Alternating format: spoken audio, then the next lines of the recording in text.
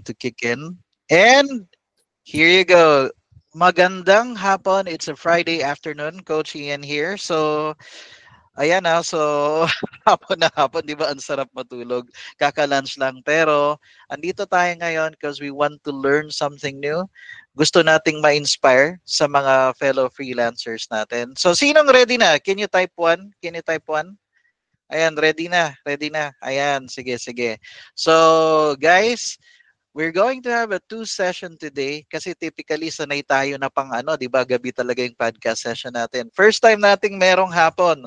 Pero nag-adjust tayo para sa speaker natin kasi he works in an afternoon shift. Kasi UK client mo bro no. Kaya ganun, that's why afternoon tayo. Pero for 1 p.m., it's gonna be Lance Delisay, yung ano natin, guest speaker. And later tonight, it's gonna be Coach Ryan's Studio. So magtuturo siya ng 5 ways paano humanap ng client. Even if you're starting from scratch, kahit wala kang experience. So, isi-shortcut natin, kasi eto si Lance, pag nabasa niyo rin yung kwento niya, he started for 1 year, nahirapan siya, nangapa siya. Like for 1 year, naghanap siya ng client, parang ganon. Parang, di ba, alam ko yung sino ditong nakaka-relate ng ganon, like matagal kang naghanap ng client, sabi mo, para sa akin kaya talaga to, di ba yung freelancing? So, yun siya, guys, ha? So, what I'm saying. So, guys, help me welcome. So, eto, guys, don't take it for granted kasi 'di ba, age can be deceiving. Age can be deceiving kasi sa totoo parang anak ko na 'to. Totoo. Kasi my eldest is 22 years old. Okay? And then at the same time, yun nga, kumbaga matututo tayo sa kanya. All right? So, guys, help me welcome Coach Lance Delisay. Palakpakan natin si Lance. Lance, Hey welcome to the guys. podcast. Yes. So, ito, pasensya na, ito lang yung audience natin. Sabi ko sa'yo, di ba, kasi afternoon, mga ano yan. Ibig sabihin, ito, mga available sila, mga freelancers to. Pero maraming work from home. I mean, yung mga merong mga may trabaho, gusto nilang umattend. Pero, kasi ito, pero 50 audience, it's gonna be good kasi madadagdagan pa yan. So, let's do a virtual clap for Lance, guys. Palakpakan natin si Lance. Welcome, Lance. Okay. Ayan. Now, konti lang konting background sa kanya. He's 21 years old. Tama ba, bro? Yes 21 ba? years old. Pretty young. Grabe.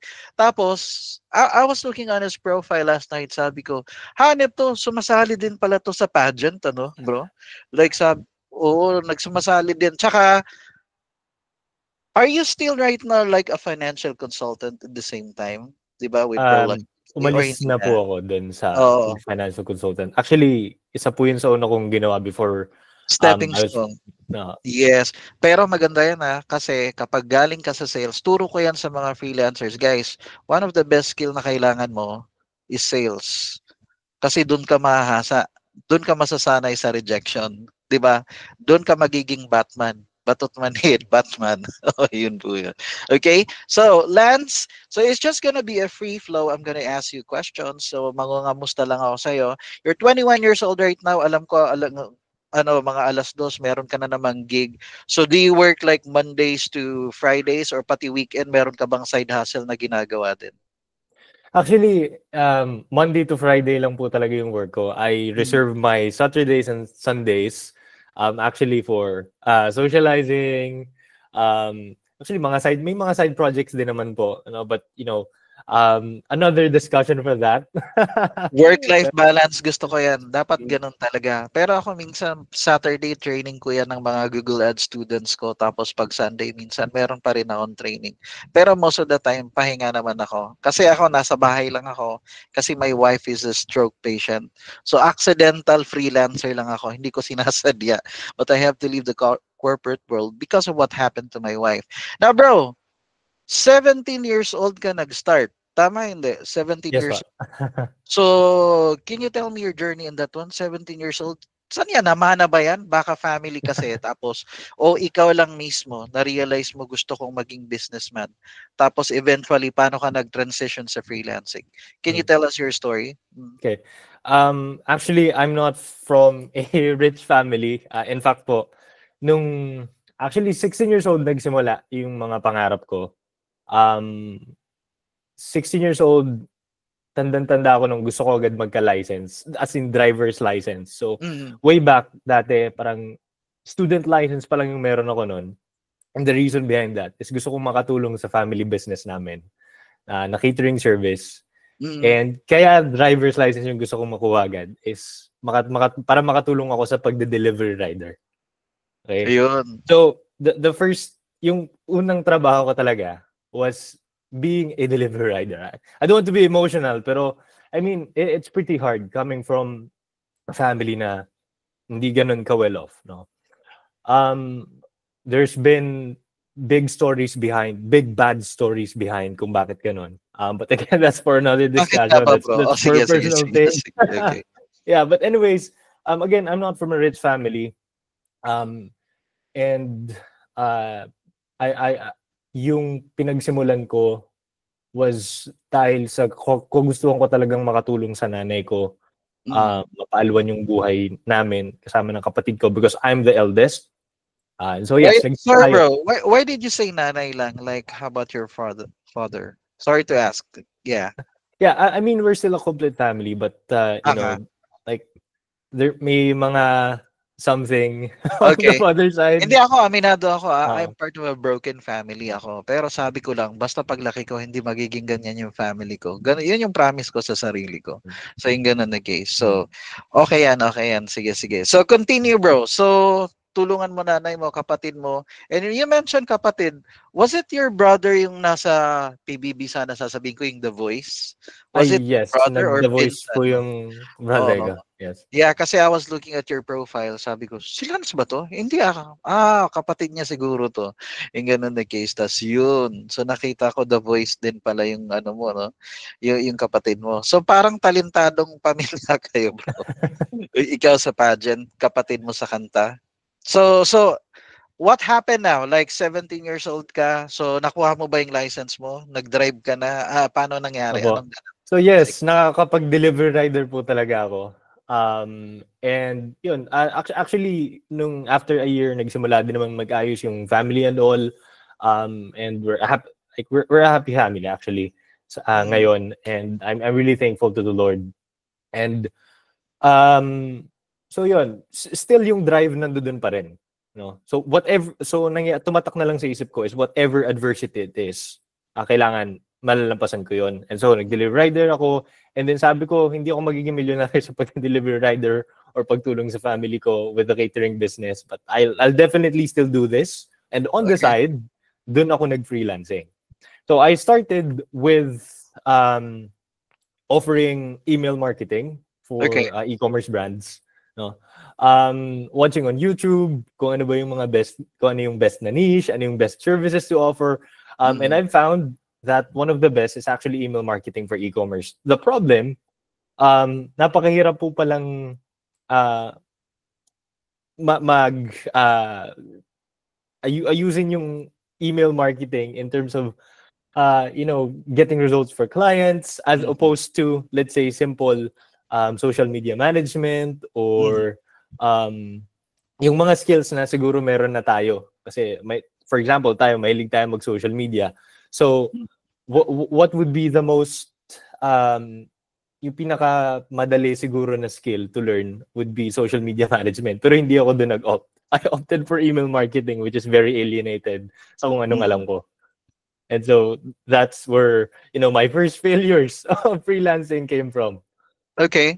And then you've transitioned to what na ngayon? Ano ka na ngayon? What do you do sa freelancing? Actually, so More for 1 year, so doon po nagsimula yung sa email marketing na isang taon kong ino-offer. Halos wala talaga akong maging client doon. Parang mm. puro courses lang and courses and courses. Tapos, namirata pa ata ako ng courses. Okay, okay.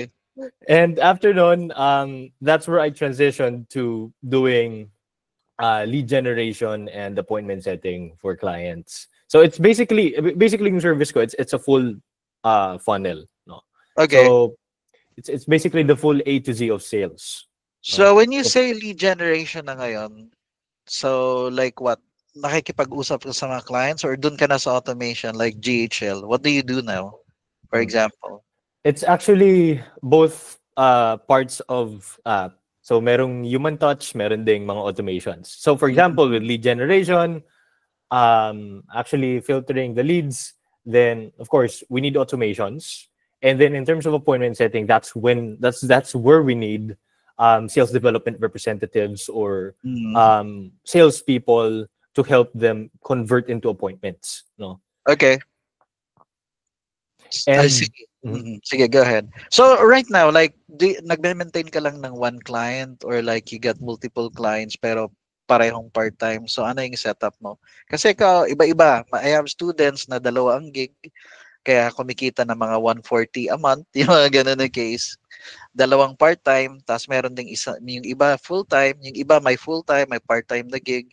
Yung iba, may daytime job, pero meron ding part-time na gig, di ba yung mga ganun? Depende naman kung anong gusto. On your end, so ano yung setup mo ngayon, bro? So actually on my end, I have two clients and both are part-time. Ano, parang pero yung isa parang medyo mabigat kaya parang nagiging full-time.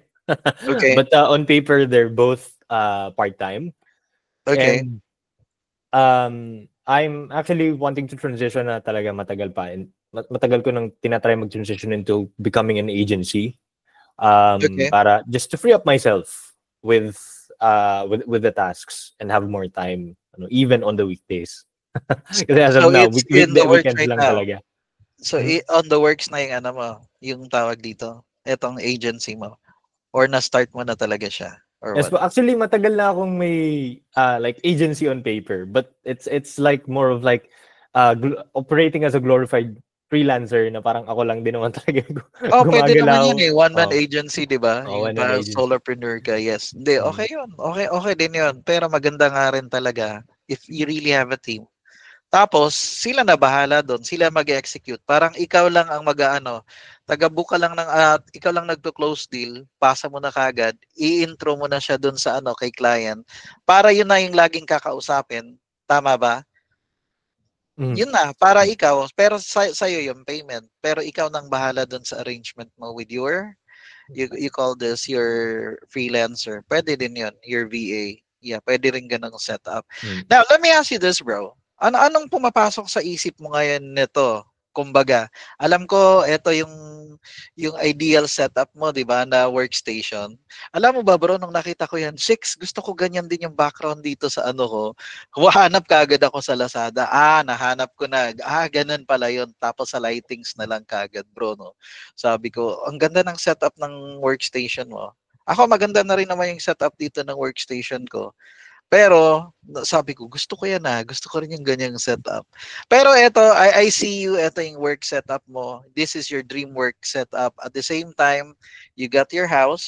Saan mo yan, bro? Cavite ba? Kasi taga Cavite. This Saan is yan? Saan? sa Lipa po, Lipa City, Sa Lipa. Oo Batangas. nga pala, kasi guys, he's from, was it Banawan ba yun? Batangas or Batangas something? po. Yes, doon kayo yung location mo. Oh. So, meron na po siyang 3 bedroom na house.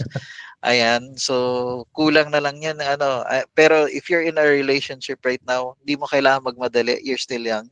Okay, pero di may bahay na. Ako naman, ang dream ko, 3 bahay, one for my kids. Bawat isa sa kanila. Ganon ako. So, ready na yung isa, kailangan ko pa ng dalawa. Yung ganun na case. Basta gusto ko, yung, kung pwede nga, isang compound lang para di ba, yung mga ganun na case, yung mga magkakapatid, isang compound lang, para ano, ako dream ko yan as a father, kasi I have 3 kids. So, yun. Can you tell me something about this? Like, anong feeling na na-achieve mo na yung eto na work from home setup mo, yung workstation mo? Di ba yung ano mo na siya, kumbaga napipimp talaga yung terminal. Pero napapaganda mo na siya. Kasi yung pimp sa kotse, yung pimp my ride, di ba? Yung mga ganun. Pagkatapos, eto din, you have your house. How does it feel? Kailan mo na-achieve yung mga yan?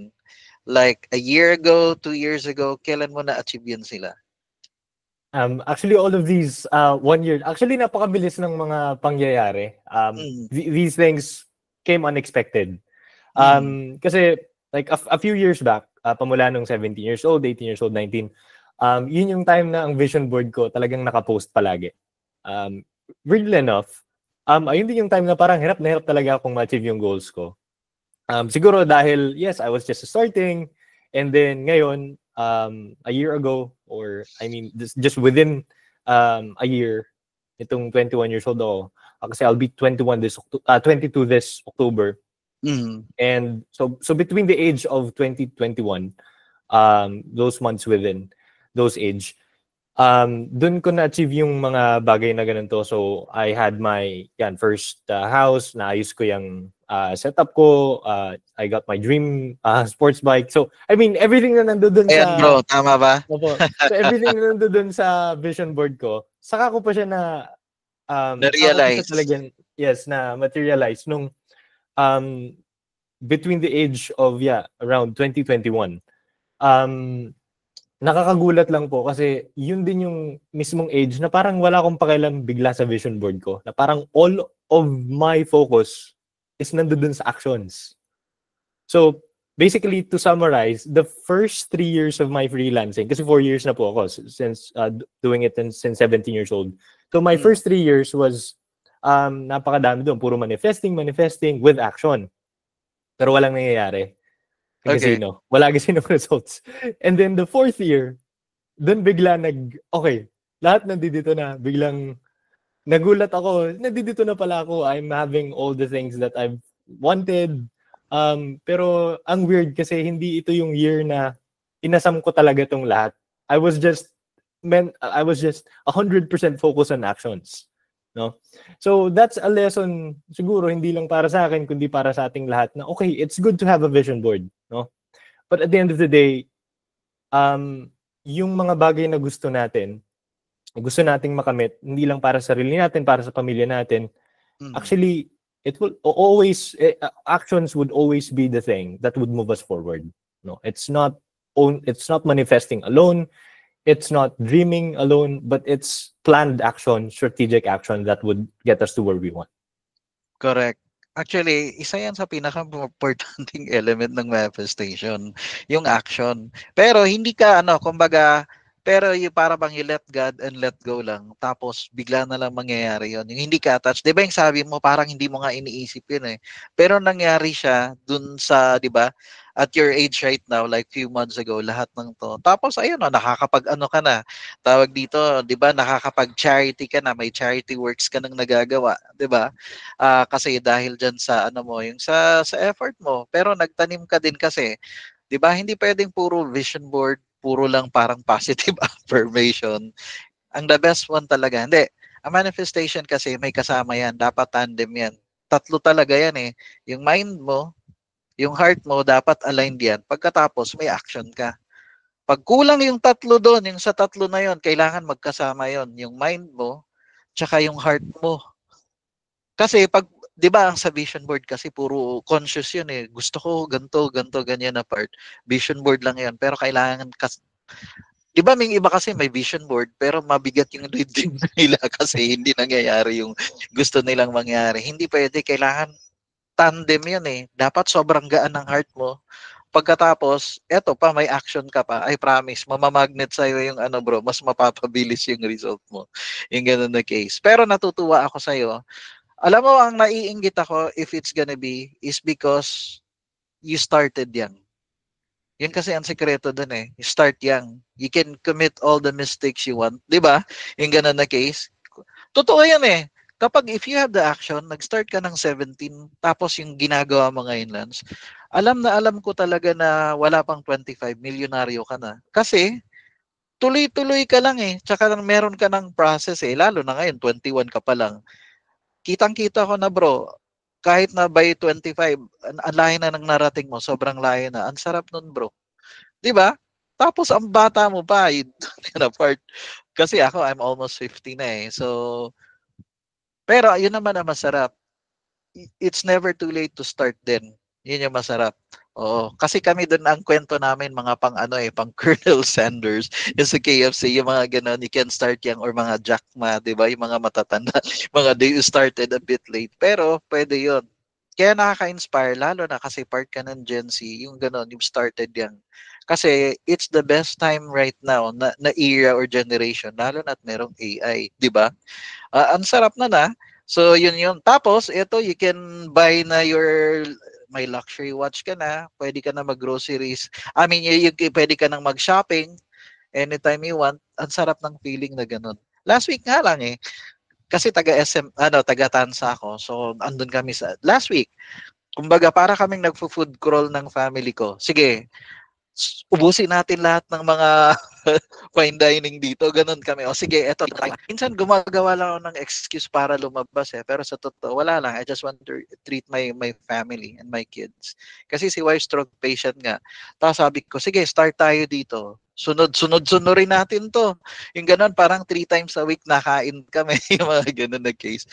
Tapos di ka nag-iisip ng babayaran mo kung kahit 5,000 pa yung bayaran mo, kumain ka, okay lang, walang problema. Kasi afford mo naman di ba? Natutuwa ako ng gano'n na part. Basta nai-enjoy mo na yung fruit of your labors. Nakikita ko yun sa'yo. Di ba ang sarap ng feeling na ganito na-achieve mo to, bro? Lahat sila at a very young age. So nai-inspire din kami niyan. Hindi lang ako. How about you guys? Na-inspire ba kayo? Type nyo nga dyan. Type 1 if na-inspire kayo sa kwento ni Lance. 'Di ba? Kasi yun talaga ang basta may action ka, magkakaroon ka talaga ng result. Imposibleng hindi. Basta tuloy-tuloy lang.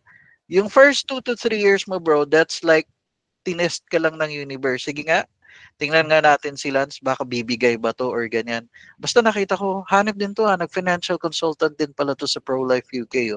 So, you got a good training when it comes to sales. Yung ganun na case. Tapos, and then, basta yung sinabi mo nga, yung sa deliver, sa catering business. So, that's a good start din sa'yo. Basta nakapagsimula ka lang, tas natututunan mong kumita ng pera. So, ganun. Kahit ngayon, my daughter, right now, na ngayong May magre-resign na siya sa work kasi nasa BPO siya ngayon 22 years old. Nag-work siya. Hinayaan ko lang siyang mag-work kasi para malaman niya yung feeling na yung 'di ba yung pinaghirapan mo, kumita ka, you can buy anything you want. Pero gusto niya na mag-resign end of this month kasi mag-freelancing na rin siya. So in short, ready na siya. Kung gusto niya mag-freelancing. Kahit sinabing ready, pero sa totoo hindi madali ang freelancing. Alam mo 'yan, 'di ba, bro? Would you be able to tell us anong technique mo, bro? Saan ka naghanap ng client? Was it with OLJ sa Upwork? Saan ka naghanap? Paano ka naghanap? Sino mga mentors mo para they have an idea as well? Sino yung mga kina-consider mong mentors in the international scene? Pati din sa sa local natin na industry. Actually, I've been yung mga mentors ko puro kasi galing sa YouTube. So like they puro mga taga-ibang bansa. Ang problem lang talaga sa mga ganun kasi ang mamahal ng courses nila. So I've never been on their paid courses talaga. Totoo, kaya namiratan na lang po talaga ang course na. Hindi bro, classmate tayo din dyan na part. Pero at the same time, I also buy courses. Yung kunwari kay Peng Jun. If you know Peng Jun sa sales process, di ba si Peng Jun, nagbabayad ka ng $97 a month, yung mga ganun. Tapos meron ding iba pa, syempre. Pero ako, abangers ako lagi kapag merong mga Cyber Friday, 'di ba yung mga Cyber Friday, yung mga ganun na case. Ay, the Black Friday pala, 'di ba yung mga ganun na case na sale, mga Cyber Monday, yung mga yung ganun kasi diyan ako nabili ng mga tig-4, 5 courses kasi mura yan kahit parang hundreds of dollars or thousands of dollars. Sasabihin niya, "Oy, $197 na lang to." Abangers ako pag ganun, bibili ako. Tapos meron ding nagpo-promo sila ng $1 lang yung course nila. 'Di ba? Yung mga ganun na case para lang yan nila, parang pang come on lang nila kasi magbebenta sila ng mas mahal na course, 'di ba? Ganun naman yan Low ticket, pwedeng mid-tier and then high ticket, yung mga courses na ganun. Pero classmate mo pa rin ako na part kasi kaya ko rin kumuha ng mga expensive courses na libre. Kung magaling ka lang maghanap. Di ba bro? Kung magaling ka lang maghanap, hanap mo yun Bakit? Why pay for $500 or $1,000? Kaya ko naman kunin ng libre. Sample, there's the $16,000 na course na gusto ko. 6 na hanap ko ng libre. Di ba yung mga ganun na case na i-excite ka? Hindi, kasi pag resourceful ka, mahanap mo rin talaga. Kasi ganun ako resourceful ako. Pero at the same time, gumagastos din ako. Hindi ako kahit 10,000 pa yung course na yan, bibiling ko rin yan. Okay lang. Kasi afford mo naman di ba? Kapag mas marami kang pera, mas afford mo rin yung mga expensive courses. Di ba? Oo, yung ganun. Kasi hindi pwedeng isa lang yung natin yung skill natin Kailangan marami. Kasi yun na yung hinahanap ngayon. Tsaka ikaw nga, nag-form ka na rin ng group mo, yung WFH Society PH, di ba bro? I think you have more than 200 members or 300 members na doon, almost 300. Nag-create ka na rin ngayon ng little community mo. Tama ba? Yes Kasi po. para sa mga freelancers, go ahead.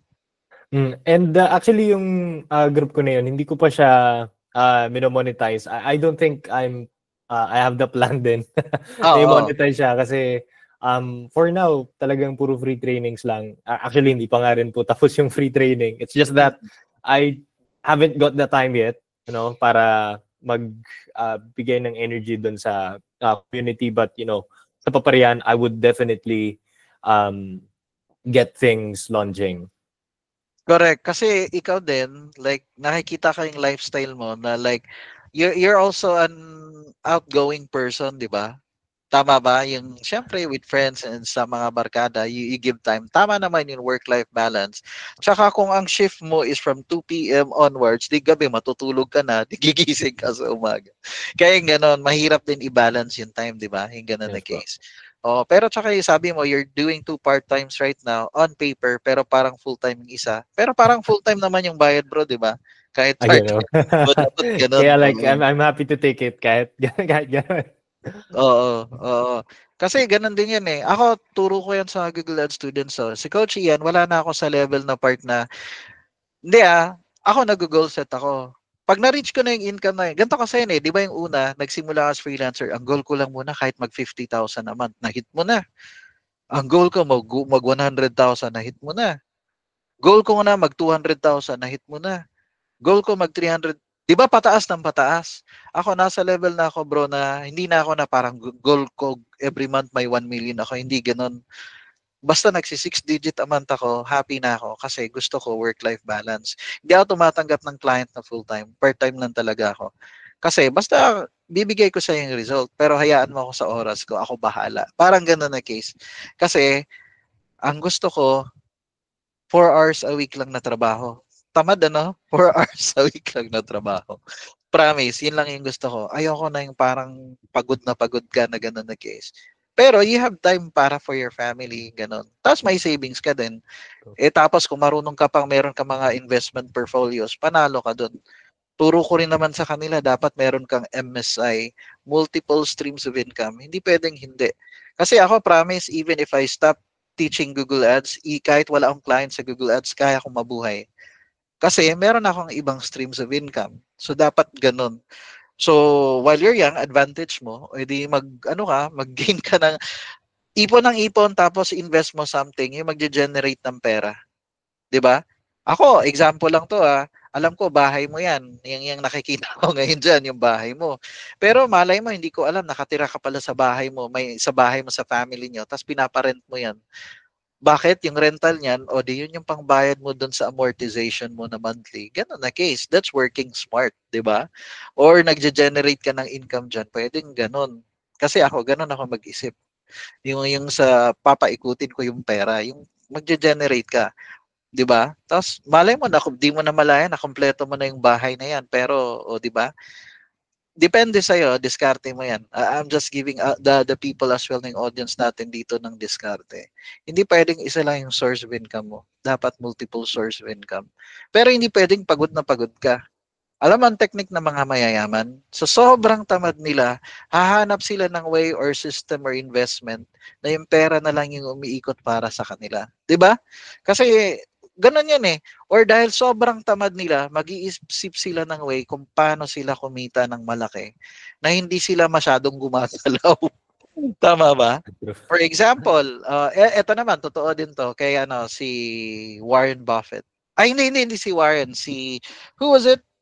Oh, si Warren Buffett nga, yung Wizard of Nebraska, 'di ba? Kanya mga ano yan sa kanya, mga stocks, mga portfolio, ganun na case. Ang technique niya, nag-hire siya ng CEO, 'di ba? Suswelduhan niya. Pero may 10% na profit sharing yung CEO. Minimit lang niya yung lahat ng CEOs once a year. Once a year lang niya, hindi siya nagmi-meet monthly or bi-weekly. Hindi, once a year lang niya imi-meet yung mga CEO niya. Pero alam mong ibibigay ng mga CEO yung the best nila. Bakit? May 10% sila eh. So kung kumita ng 1 billion, matik yun, kumita yung CEO ng 100 million. So kung kumita ng 40 billion, ganun ang logic.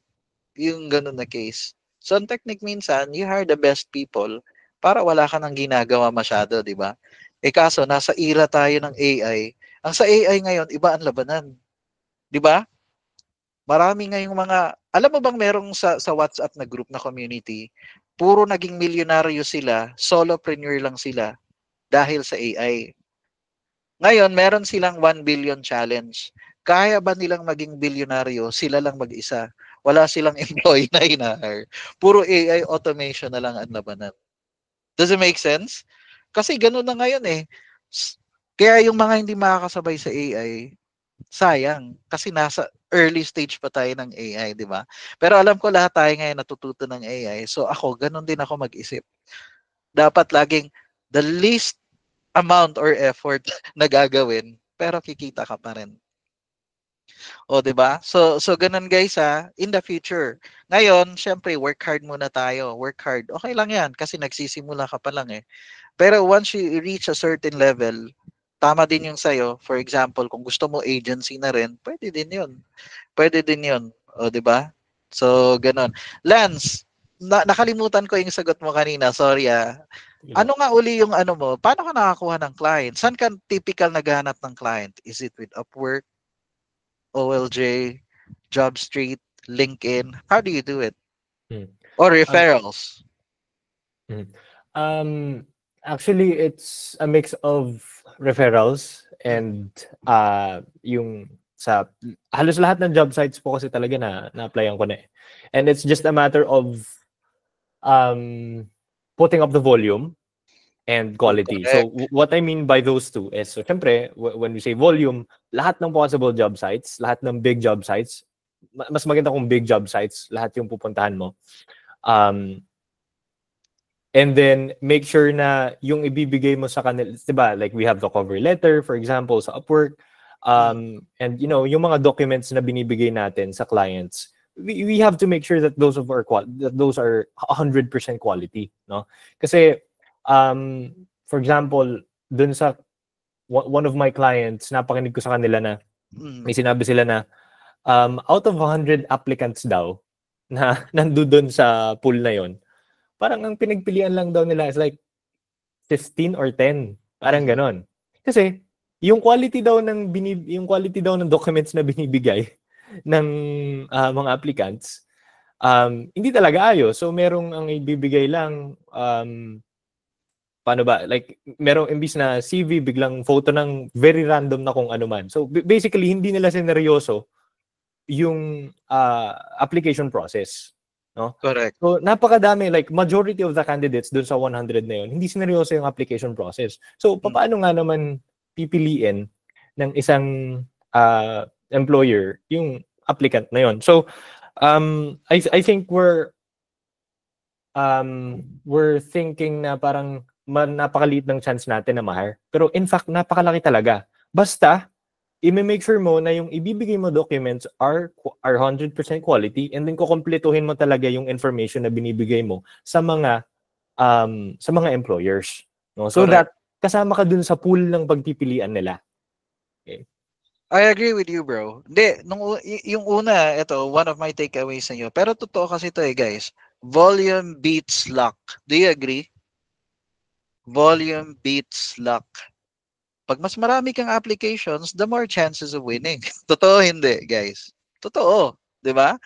Pangalawa, syempre, example, this is totoo to na nangyari pero sa high ticket sales. Bro, member ka ba ng mga high ticket sales group? Hindi. Actually, another thing din po is, so syempre, yung pag-apply, that's only one part Correct. of the process ng pagkuha ng isang kliyente.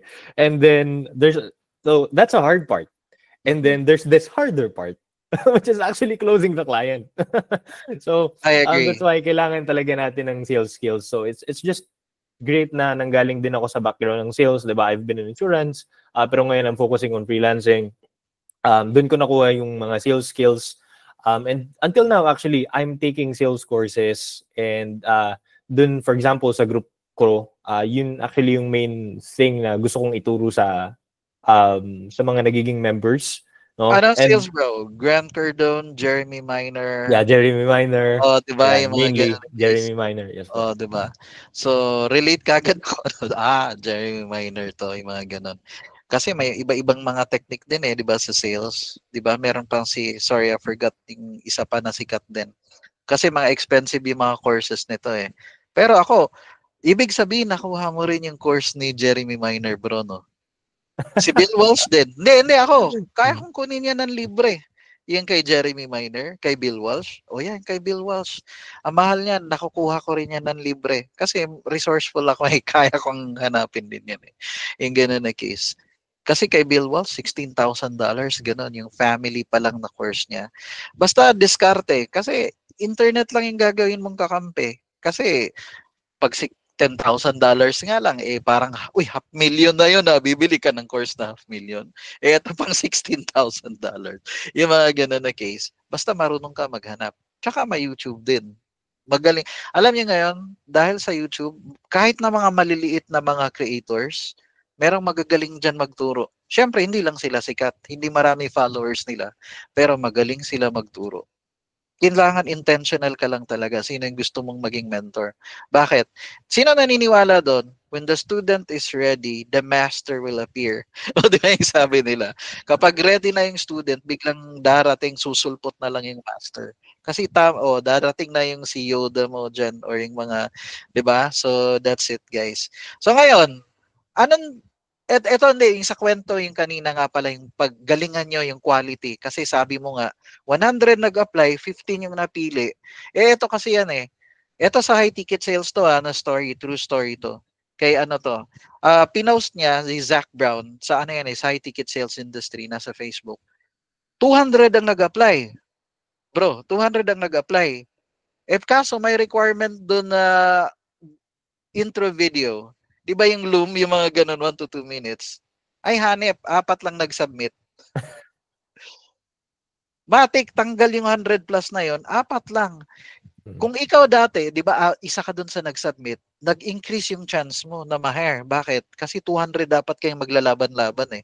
Malay mo ikaw beginner, tapos sila puro expert na, pero hindi nila sinunod yung instruction, yung requirements na hinihingi. Tama ba? O di biglang kayo na lang yung 4 na pagpipilian. What if 2 or 3 yung kukunin nila? Ay di mas malaking chance ka nang mapili. That's how you do it. Talaga. Eh, paano mo sasagutin bro yung may tanong yung minsan? Paano yun, Sir Lance? Eh, wala pa akong experience. May chance ba ako? Sabi mo, kunwari, inayos ko naman yung resume ko, inayos ko yung portfolio ko. May chance ba akong mapili kahit wala akong ano? What do you think? May chance ba? Or what? Actually, very relatable yan dun sa una kong client. Sa email marketing naman yon. Though I didn't see much success with email marketing kasi yung competitors ko talaga ang gagaling. Meron akong mga competitors na 3 years nung nag-email marketing, and it really depends from industry to industry or niche to niche, kasi merong mga niche na kailangan madami kang case studies para makapaghanap ka ng kliyente. And with email marketing, ganun yung case.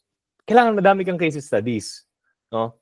Correct. Kasi email marketing is performance driven talaga siya eh. Diba? It's not repetitive tasks, no? So ang labanan dito is let's say 30%, gaano kalaking percent ng revenue yung may increase mo for the client kapag nag-offer ka ng email marketing. For example, 20%, 30%. And nung nagsimula ako, wala ako nun, no? Correct. But I was able to get my first client with email marketing. I've had side projects, no? So before ako magsimula, so from the courses that I've taken, naggumawa ako ng mga side projects. Kahit wala talaga akong kliyente noon, gumawa ako ng email, ng mga example ng email copy. Gumawa din ako sa mga sample email campaigns for big brands, for example, Nike or kung sino man na relevant dun sa brand na magiging client ko.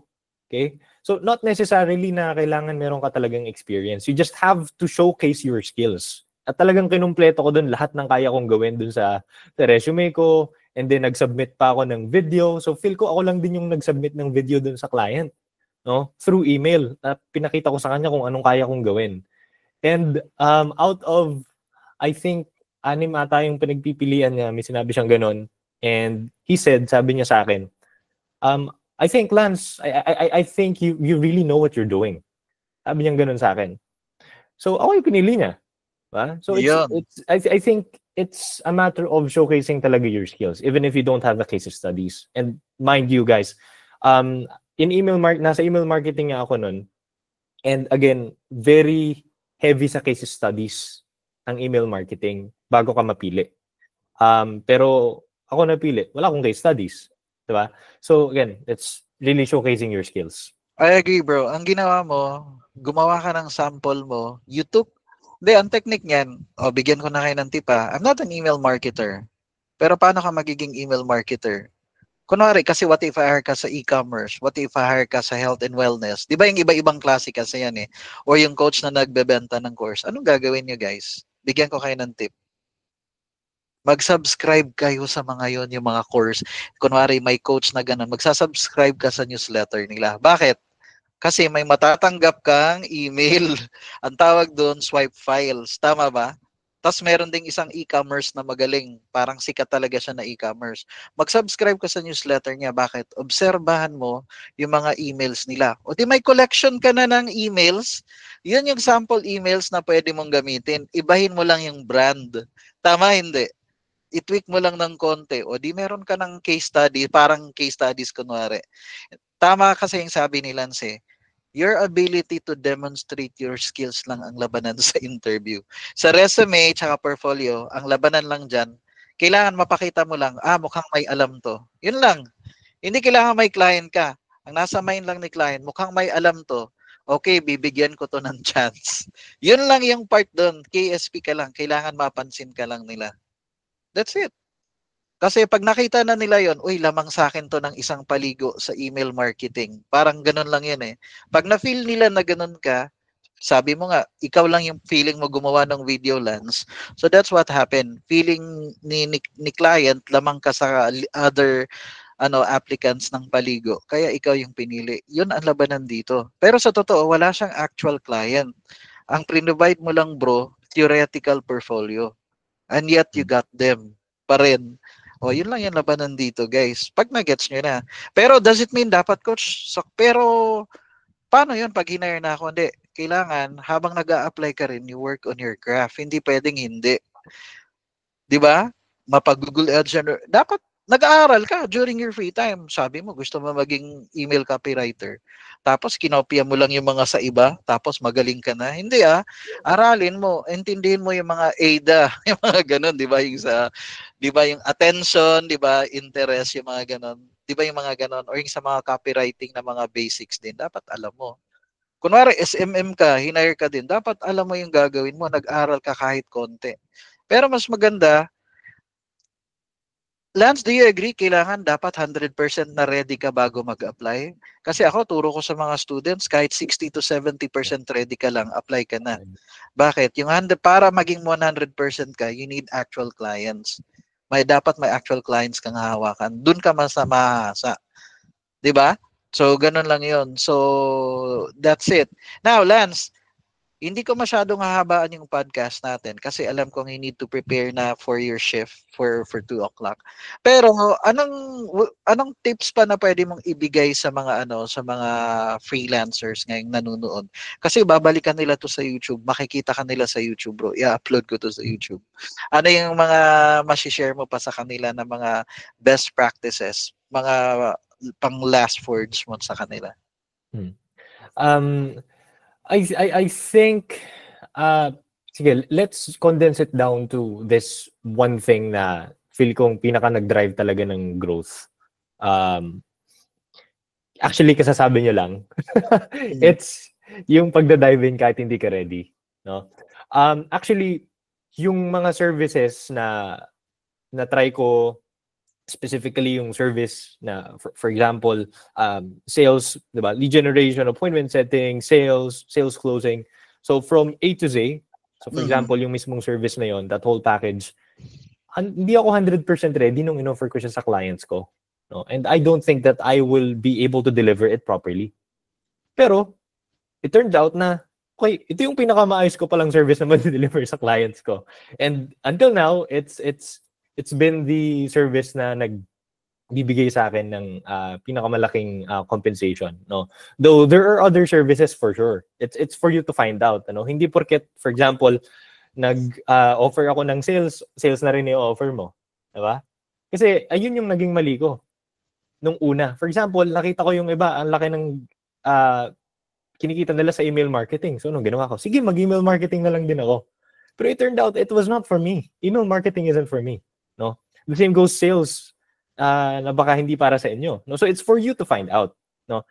And for you to find out kung ano talaga yung para sa inyo, you have to try things. No? And that means trying things even if you're not 100% ready. No? And kapag nandoon ka na, you'll be giving all, you'll be giving 100% to be the best version ng sarili mo, offering those kinds of services specifically. No? And I think one way to track then or to navigate this para malaman mo kung ano yung services na i-offer mo is to look into your strengths talaga, your natural strengths. So for example, ako, I found myself to be, diba, a very outgoing person. Gusto ko makikipag-usap ako. So sabi ko, ba't nga ba hindi sales agad yung in-offer ko? Diba? Parang yun yung nag-a-align sa strengths ko eh. Diba? Makipag-usap sa tao. So sige, dun tayo. And it turned out well. So for you guys, if you think you're very good at automations, you like systems, then maybe kailangan nyo AI automation agency or AI automation yung i-offer ninyo as a freelancer.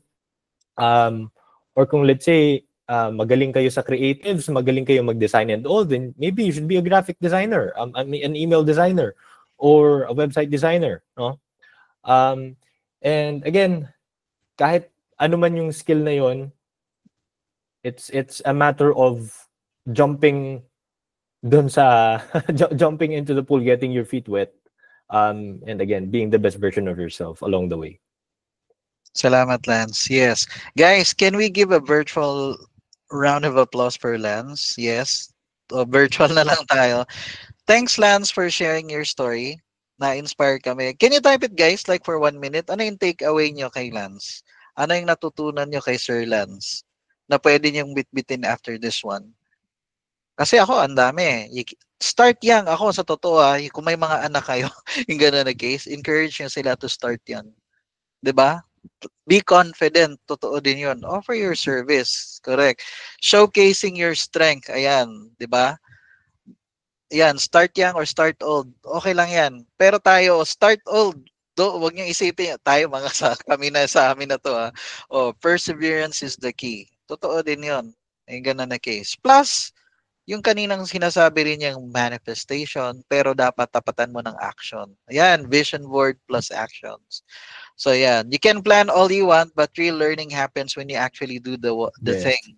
Totoo yun. So, yun.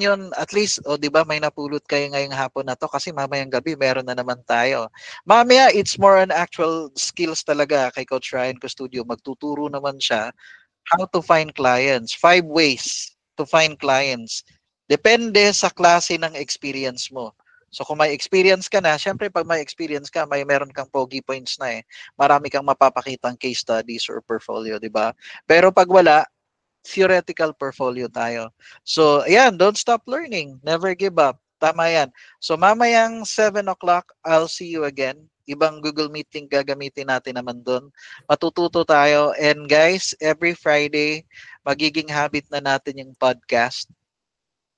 I-invite tayo ng iba't ibang freelancers and coaches so we can learn all from them. We can all learn from them. Ha? Okay ba yan sa inyo? So Lance, thanks sa time. Na-appreciate ka namin. And then, meron ka bang i-promote or something? Malay mo, may YouTube channel ka, like you have a course or upcoming course. How, if they want to follow you, saan kanila pupuntahan, bro?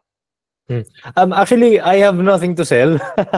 Pero you can like freely join my group. Hindi pa nga lang ako pagbigay kasi yun ng time doon. But yan, sinend ko yung link ng group. I don't know if kagana yung link. Yes, yes, nakikita Um, namin. Yes, right. yes. So that's my group, Work From Home Society, PH. Okay, and yeah, you can follow me on Facebook, Instagram, Lance Dalisay. Just search Lance Dalisay, Lence. Okay. And yeah, pretty much it would pop up kahit saang social media. Yan lang naman yung name na ginagamit ko. Yes, yes. So, guys, subaybayan niyo si Lanza kasi masarap subaybayan yung journey nitong batang to. Oh, although you're young, pero sa ang tingin ko sa iyo parang ano ka na rin kasi matured na yung kilos mo eh. Pero yun, subaybayan natin din yung journey ni Lance, and then you'll never know, kita ulit tayo. Baka meron pang round 2 yung podcast natin, di ba? Kasi baka meron kang gustong i-share or ituro naman sa amin. Ayan, young with 50 years Grabe na. experience. Oh, grabe yan times 2 na ng age mo yan, bro. Pero yun yan. So guys, salamat. I'll see you again for our next podcast, and you have a good day. You have a good one, guys. Bye-bye. Thank you so much, guys. Yes.